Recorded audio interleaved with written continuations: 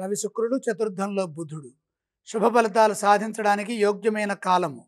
నిండైన ఆత్మవిశ్వాసంతో పనులు మొదలుపెట్టండి. లక్ష్యాన్ని త్వరగా చేరుకుంటారు. కొన్ని ప్రధాన కార్యక్రమాలు చేయబోయే ముందు మానసికంగా సరైన విశ్లేషణ అవసరం. వచ్చిన ప్రతి అవకాశాన్ని సద్వినియోగం చేసుకోవాలి. అవకాశాలు రాకపోతే అవకాశాలకై మనమే ప్రయత్నం చేసి అడుగు ముందుకు వేయాలి. తెలివిగా ఆలోచించండి. ఫలితాలు సానుకూలంగా ఉంటాయి. ఎవరితోనూ వివాదాలకు దిగవద్దు. శాంత స్వభావంతో ముందుకు సాగండి.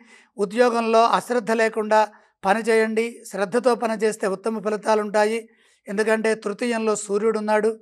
మంచిని సాధిస్తారు. సాహసోపేతమైన నిర్ణయాలు మేలు చేస్తాయి. పెద్దల నుండి సరైన ప్రోత్సాహం గుర్తింపు ఉంటుంది. మీ మనోబలంపై విజయం ఆధారపడి ఉంటుందని గుర్తుపెట్టుకోవాలి. అలాగే వ్యాపారంలో కూడా కలిసి వస్తుంది. లాభ నష్టాలకు అతీతంగా ఆలోచించి నిర్ణయాలు తీసుకుంటూ ముందుకు సాగండి. మేలు జరుగుతుంది. ఎన్నాళ్ళుగానో ఎదురు చూస్తున్న పని ఒకటి ఇప్పుడు పూర్తవుతుంది.